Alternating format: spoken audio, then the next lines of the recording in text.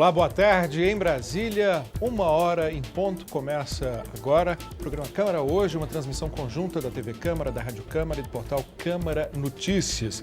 Eu sou Lincoln Macário, você acompanha ao vivo as principais notícias do plenário e das comissões. E também alguns trechos de uma entrevista com o relator da Constituição de 1988, na semana que a Carta Magna completa 25 anos.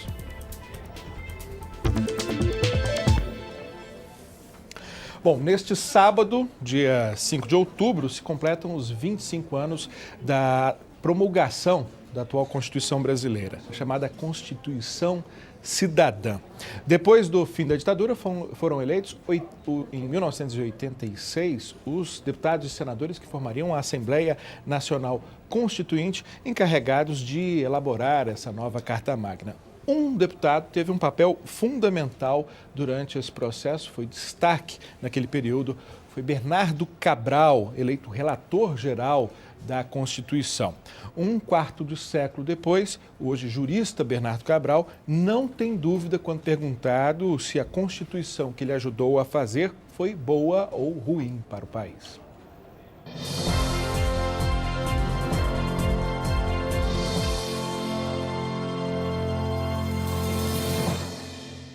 Ela foi tão boa que eu vou responder com uma profecia que Ulisses fez exatamente no dia 27 de julho de 1988, portanto, antes dela ser promulgada.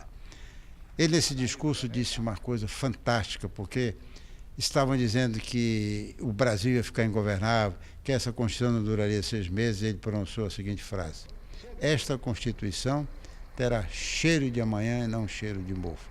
E foi tão profética que 25 anos depois, eu posso dizer ao Brasil, ele só tem o nome de Brasil Democrático em função desta Constituição.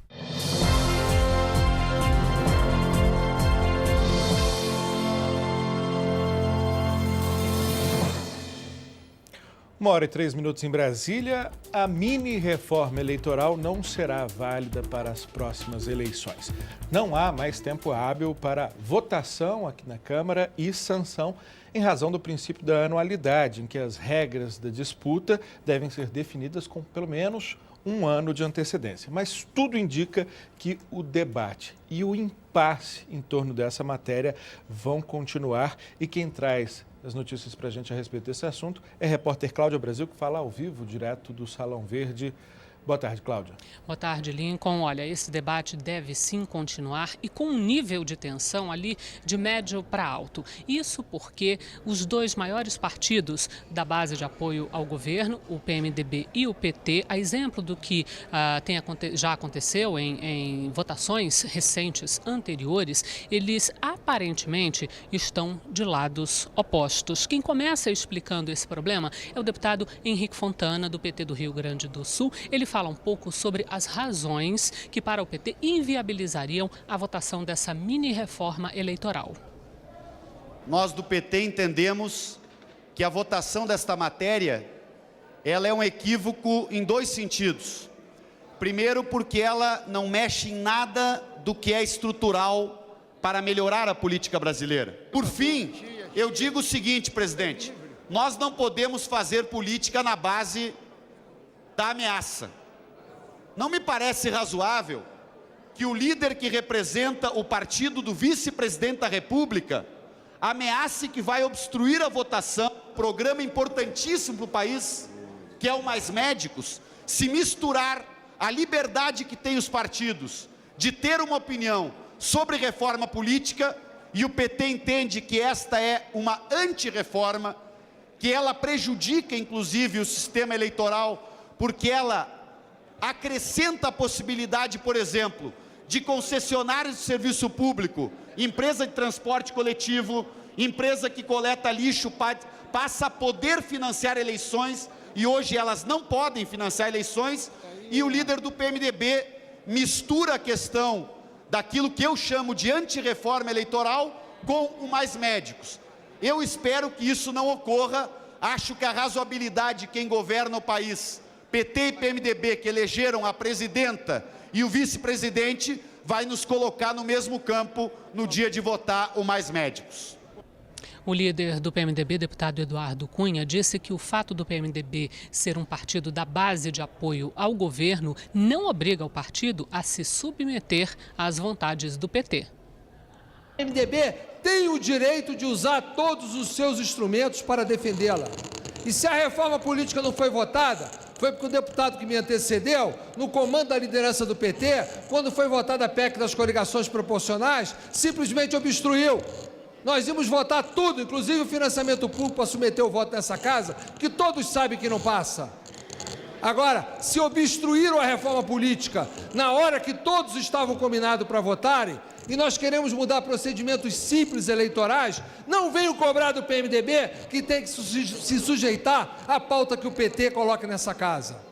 O PMDB votará a medida provisória dos mais médicos e todas as medidas do governo. Ajudamos a aprovar na comissão. Agora temos o direito legítimo de querer concluir a votação dessa matéria. E é óbvio que a medida provisória terá que ser votada antes dessa matéria, porque a pauta estará trancada na terça-feira pela própria medida provisória. Agora, se não tiver um acordo de votar essa matéria sem obstrução, eu, como líder, vou propor a minha bancada. A menos que a minha bancada não aceite, eu vou propor a obstrução, sim, dessa matéria, medida provisória mais médico, e qualquer matéria, enquanto não tiver um acordo de procedimento para submeter à vontade da casa as matérias. Nós não queremos impor a aprovação de qualquer matéria, queremos que vote. O PT exerça o seu direito e vote contra, conteste qualquer ponto, mas deixe a casa votar. Bom, na semana que vem, na terça-feira, haverá a reunião de líderes para a definição da pauta de votações do plenário da Câmara para a próxima semana. Então, Lincoln, é aguardar para ver o que vai acontecer. Obrigado, Cláudia Brasil, conversando conosco ao vivo, direto do Salão Verde. 1h07 em Brasília. Voltamos à série 25 anos da Constituição, mais uma vez com o advogado amazonense Bernardo Cabral, dos principais responsáveis pelo atual texto da Constituição. Hoje, com 81 anos, ele é consultor jurídico da Confederação Nacional do Comércio no Rio. Cabral tem uma visão clara do que está faltando ao Brasil.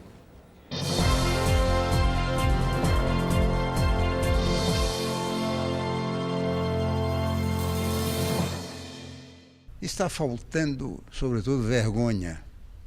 Eu diria que, claro, salvo as honrosas exceções, o político brasileiro hoje é um homem muito mais voltado para o varejo das suas ambições pessoais do que para o atacado das preocupações coletivas. Se houvesse um pouco de honestidade pessoal, e isso não é nem o louro, é a obrigação do político brasileiro, esta nação seria mais respeitada.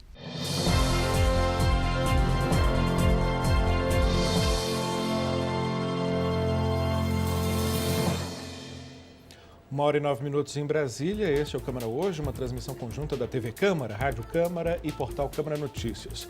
O atual Código Comercial Brasileiro data de 1850. Eu vou repetir se você ficou na dúvida, é isso mesmo. 1850, ou seja, é dos tempos do Brasil Império. Tanta coisa mudou de lá para cá que boa parte desse código já foi revogada. O que vigora trata basicamente da navegação comercial e ainda faz muito sentido. Mas o Congresso está analisando um projeto de um novo Código Comercial. Quem nos traz informações sobre esse debate é a repórter Carolina Nogueira, que está no corredor das comissões e nos resume o que ocorreu por lá nessa manhã. Olá, Carolina. Esse debate sobre o Código Comercial, o novo Código Comercial, é uma das principais discussões do dia de hoje, não é? Exatamente, Lincoln, porque acontece hoje aqui na Câmara um seminário internacional que está colhendo informações de vários países para colaborar na discussão desse novo Código Comercial brasileiro. Na verdade, o seminário não acontece aqui no corredor das comissões, não. Acontece lá no Salão Nobre durante todo o dia. Quem está aqui com a gente vai conversar sobre isso é o deputado Vicente Cândido, do PT de São Paulo, que acompanha, que faz parte da comissão especial. Deputado, que tipo de colaboração pode surgir para as discussões da comissão especial desse seminário de hoje? Primeiro, acho que usar a importância do Legislativo brasileiro, do Congresso Nacional, e fazer esse intercâmbio, essa troca de experiência com outros países. Acho que a nossa Câmara, o Congresso Nacional, explora pouco esse potencial. Hoje o Brasil é um país que chama atenção, que desperta o interesse do mundo econômico para atrair investimentos, e estamos aqui aproveitando esta oportunidade. Temos aqui hoje professores das universidades de Munique, na Alemanha, da Universidade da Espanha e também da Universidade de Porto, em Portugal, que veio trazer aqui para nós as experiências. A Espanha está também num processo de revisão do código dela, a Alemanha também está aprimorando o código dela, e o Brasil, como já vimos aí na entrada do programa, estamos aqui discutindo um código de 1850. Não podemos dizer que no Brasil não tem lei perene, lei antigas, né? Mas só que não se aplica nada. O Brasil de 10 anos atrás é bem diferente do Brasil de hoje, o Brasil dos próximos 10 anos também será diferente. Então cabe ao Congresso Brasileiro, é a atribuição do Congresso Brasileiro, aprimorar, debater, colocar em sintonia a legislação com os costumes e com a evolução, sobretudo, do mundo econômico e no mundo privado. Essas novas regras vão, então, incorporar os novos usos, o uso da internet, por exemplo. E que expectativa que os comerciantes e mesmo os consumidores, os brasileiros em geral, podem ter da aplicação dessa nova lei? Primeiro, nós estamos simplificando a vida do empresário. Estamos dando mais segurança jurídica para aquele empreendedor brasileiro ou estrangeiro. Nós queremos colocar nesse novo código, como você disse, novos instrumentos. Por exemplo, a transação eletrônica entre empresários. Hoje não existe. Nós queremos permitir que a empresa armazene documentos eletronicamente. Nós queremos permitir, por exemplo, que o ato da assinatura de um acionista, de um empresário, pode ser feito também eletronicamente. Imagine você, uma multinacional que tem sede no Brasil, precisa fazer uma assembleia de acionistas e naquele momento da assembleia tem acionistas espalhado pelo mundo afora. Hoje não é permitida essa teleconferência com assinatura eletrônica. A partir do novo código vai permitir. Então são vários benefícios, é uma legislação moderna, é uma legislação ousada, está sendo feita com um amplo debate de todos os setores, professores, doutrinadores, julgadores, tribunais, como o ministro Gilmar Mendes participou conosco hoje, o Tribunal de Justiça de São Paulo tem membro aqui na comissão de juristas, o professor Fábio Lhou é o coordenador dessa comissão. Já fizemos aí provavelmente uns 30 seminários pelo Brasil afora. Estamos fazendo esse hoje internacional, queremos trazer professores dos Estados Unidos ainda este ano aqui na Câmara, para quando for a voto no plenário ou na comissão, não tem nenhum motivo para não votar ou para dizer que não participou, para dizer que não teve oportunidade de expressar ali as tuas opiniões, as tuas sugestões. Como é um código, é uma matéria complexa, é uma matéria que desperta interesse de vários setores da sociedade, tem que ser feito com todo o processo e paciência democrática. E aí sim podemos dizer que teremos um novo Código Comercial que abrange e que interpreta os costumes e as necessidades do povo brasileiro. Qual que é a expectativa de colocação em votação desse novo código? A minha expectativa como autor, não sei se é a mesma do relator, do deputado Paes Landim, é de que a gente poderia votar ou no final deste ano ou no comecinho do ano que vem na comissão. Aí sim abrir mais uns 2, 3 meses para uma consulta pública do relatório. E depois ir ao plenário, que você sabe pelo regimento da casa, no plenário tem que ter lá 5 sessões só para o debate e para a deliberação de códigos. E queremos, se a gente conseguir concluir esse debate no primeiro semestre do ano que vem, eu acho que é um grande feito. Depois de 2 anos de tramitação aqui nessa casa, seria aí um tempo bastante razoável para que a gente possa mandar para o Senado uma matéria bastante discutida e bem formatada. Deputado Vicente Cândido, bom seminário, boa continuação no seminário. Então, muito obrigada pela entrevista. E a gente continua com as notícias, então, aqui do Corredor das Comissões. Na Comissão de Seguridade Social, o assunto na manhã de hoje é o esvaziamento do corpo técnico do Instituto Brasileiro de Geografia e Estatística, o IBGE. A representante do sindicato da categoria do IBGE disse que o órgão está há 17 anos sem concurso público e que, nesse período, o corpo técnico do órgão diminuiu de 14 mil funcionários para 6 mil funcionários. A solução para manter o IBGE funcionando, então, é contar com um trabalho temporário. Só para o próximo ano, a expectativa é de contratação de 7 mil trabalhadores temporários. Então, a Ana Carla Magni, com quem a gente conversou hoje de manhã, que faz parte, é uma economista que faz parte do Instituto, explica para a gente por que é que essas contratações temporárias podem comprometer o trabalho técnico do IBGE. Vamos ouvi-la. Por que a gente fala de trabalho precário? Porque ele tem uma condição de remuneração muito baixa, está submetido às mesmas necessidades de trabalho nossas, um processo de trabalho muito intenso, necessidade de trabalhar na coleta de um número imenso de pesquisas ao mesmo tempo, com uma pressão sobre esse processo, uma pressão sobre a realização dessa produção e com uma renovação, um aditamento dos contratos, que hoje é trimestral. Então isso dá uma pressão moral em cima do contratado, que está recebendo um salário baixo, que não tem boas condições de trabalho, que não tem muitos direitos, acaba dando uma rotatividade muito grande nessa mão de obra. A gente precisa ter no trabalho contínuo do IBGE trabalhadores efetivos que tenham um compromisso institucional com a casa, que conheçam o processo de trabalho e que repassem o seu conhecimento no cotidiano para os novos trabalhadores que venham entrando a cada momento diferente da instituição. Como está acontecendo agora, a gente perde memória histórica e trabalha o tempo inteiro apagando incêndios e perdendo, né, essa capacidade institucional de repassar a informação, de repassar a memória histórica do IBGE para os novos trabalhadores. Já na Comissão de Finanças e Tributação, a discussão hoje foi sobre uma série de projetos de lei que querem instituir novas regras para a contratação de organizações não governamentais por meio de convênios. Desde que se abriu a possibilidade de contratação de convênios entre ONGs e o governo e entidades públicas, muitas denúncias surgiram, muitas estratégias de controle também para evitar contratos fraudulentos ou suspeitos. Mas todos os debatedores reforçaram que só uma lei federal pode garantir que essas tentativas de controle se estendam a todos os estados e municípios do país. O representante da Controladoria Geral da União, Valdir Agapito, com quem a gente conversou hoje de manhã, explicou qual deve ser o escopo, como deve ser essa nova lei para garantir esse controle efetivo. Vamos ouvi-lo. Deixar claro, primeiro, a responsabilidade e fazer algumas proibições, como, por exemplo, pessoas ligadas a entidades de contratar empresas que eles próprios são os participantes, ou seja, burlando o processo de licitação ou de escolha desses fornecedores, ou seja, isso é um dos maiores problemas que a gente tem encontrado de desvio de recursos nesses convênios. Na Comissão de Educação, o assunto é um projeto de lei que pretende regulamentar a profissão de paisagista. É um assunto polêmico, porque a Associação Nacional de Arquitetos e Paisagistas é contra essa iniciativa. A gente conversou com a Eliana Azevedo, que é presidente da Associação Nacional dos Paisagistas, que defende a regulamentação da profissão. Vamos ouvi-la. Hoje, como não é regulamentado, há uma confusão grande no Brasil com relação a este profissional. Vários profissionais atuam na área, alguns com permissão de força de lei, que é o caso de arquitetos, agrônomos, florestais e biólogos. Então, esses têm lei federal que permite que atuem na área de paisagismo. Como são 4 categorias, outras pessoas acabam se sentindo no direito de também atuar.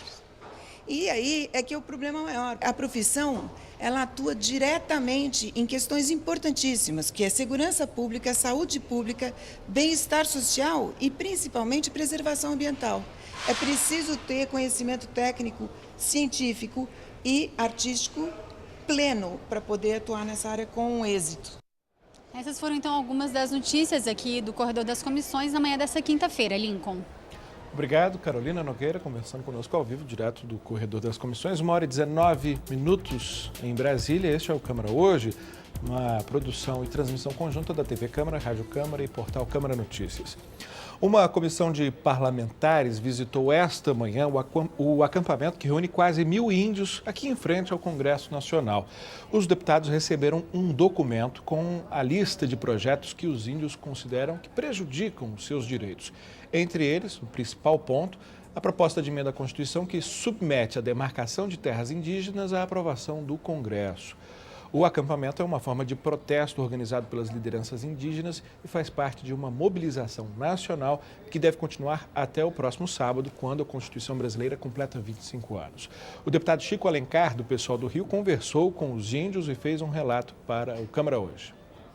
Temos diversas etnias, povos indígenas aqui, organizadamente, que nos trouxeram um documento elencando os projetos de emenda constitucional e os projetos de lei que eles entendem, e nós também, que flagrantemente violam a Constituição, que pela primeira vez em 2 artigos estabeleceu lá num capítulo a preservação dos povos indígenas quanto aos seus direitos ao território e as culturas e a sua diversidade. O Brasil vive um processo muito perverso nessa urbanização, nesse desenvolvimento dito de progresso, que representa desordem para uma série de povos, quilombolas, nativos.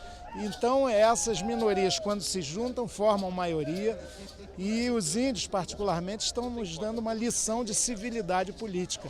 Nossa obrigação era vir aqui, de maneira suprapartidária, para receber esses pleitos, essas reivindicações, e fazer valer lá dentro.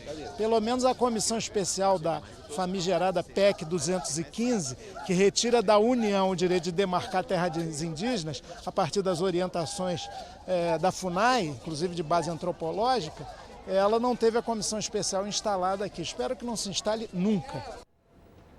1h21, os 25 anos da Constituição. Entre 1987 e 1988, 2 deputados se destacaram no processo constituinte. Ulisses Guimarães, o presidente da Assembleia Nacional, e Bernardo Cabral, o relator. Cabral queria um Brasil parlamentarista, mas perdeu para Ulisses, que era presidencialista. Hoje, Bernardo Cabral defende uma ampla reforma política. Vamos ouvi-lo.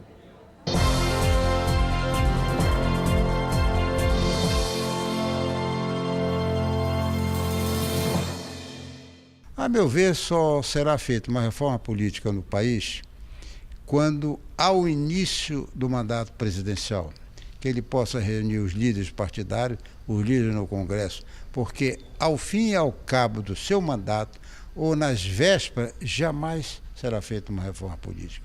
Não só porque o próprio presidente da República estará interessado na sua reeleição, como aqueles que fazem parte do Congresso não estão interessados em mudar o status quo, ou seja, o que já está sendo devidamente concretizado. Penso que nós só teremos chance de fazer uma reforma política à altura do que os reclamos populares estão aí se fazendo sentir, se o presidente da República levar a sério, no primeiro mês do seu mandato, e fazer uma reforma política que represente um pacto com a nação. Sem isso, não iremos a lugar nenhum.